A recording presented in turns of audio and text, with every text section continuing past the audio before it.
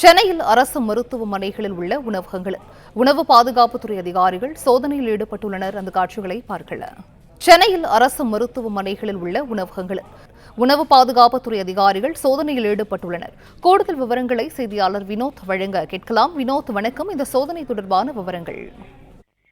சென்னையில் செயல்பட்டு வரக்கூடிய அரசு மருத்துவக் கல்லூரி மற்றும் மருத்துவமனைகளில் இருந்து பெறப்பட்ட புகார்களின் பேரில் உணவு பாதுகாப்புத்துறை ஆணையர் தமிழகம் முழுவதும் செயல்பட்டு வரக்கூடிய அரசு மருத்துவக் கல்லூரி மற்றும் மருத்துவமனைகளில் எந்தவாறு உணவகங்கள் தயார் செய்யப்படுகிறது, அங்குள்ள உணவகங்கள் உணவு பாதுகாப்பு சட்டத்தின் கீழ் பராமரிக்கப்பட்டு வருகிறதா என்பதையெல்லாம் ஆய்வு நடத்துவதற்காக சென்னை அரசு ஸ்டாலின் மருத்துவமனையில் சென்னை உணவு பாதுகாப்புத்துறை ஆணையர் லால்வேனா தலைமையில் ஒரு குழுவினர் அதிரடி சோதனை நடத்தினர்.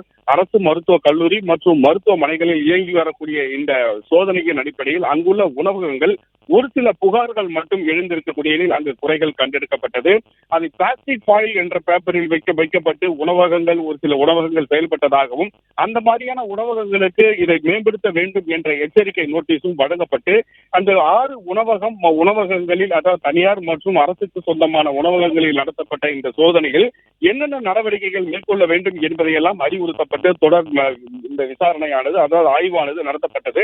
இந்த 6 உணவகங்களிலும் நடத்தப்பட்ட ஆய்வின் முடிவில் அரசு ஸ்டாலின் மருத்துவமனைக்கென ஒரு உத்தரவாதம், ஒரு குறியீடு ஒன்று கொடுக்கப்பட்டு 99 மதிப்பெண்களை பெற்றிருப்பதாகவும் ஒரு சில மருத்துவக் கல்லூரிகள் 30 மதிப்பெண்களை பெற்றிருப்பதாகவும் உணவு பாதுகாப்புத்துறை அதிகாரிகளால் தகவல் தெரிவிக்கப்பட்டிருக்கக்கூடிய நிலையில் இந்த விசாரணையில் இந்த ஆய்வும் தொடர்ந்து தமிழ்நாடு முழுக்கும் உள்ள அனைத்து அரசு மருத்துவக் கல்லூரி மற்றும் மருத்துவமனைகளில் நடத்தப்பட இருப்பதாக சென்னை மண்டல உணவு பாதுகாப்பு நியமன அலுவலர் சதீஷ்குமார் தெரிவித்திருக்கிறார். இந்த நிலையில் இங்கு ஒரு சில குறைகள் கண்டெடுக்கப்பட்டு அந்த பிளாஸ்டிக் மற்றும் தடை செய்யப்பட்ட டீ கப் போன்றவை எல்லாம் பறிமுதல் செய்யப்பட்டிருந்தாலும் அவற்றை இது போன்ற உணவகங்களில் வைக்கக்கூடாது, நோயாளிகளுக்கு தேவையான எந்த மாதிரியான உணவகங்களை வழங்க வேண்டும் என்ற அறிவுறுத்தலும் வழங்கப்பட்டது.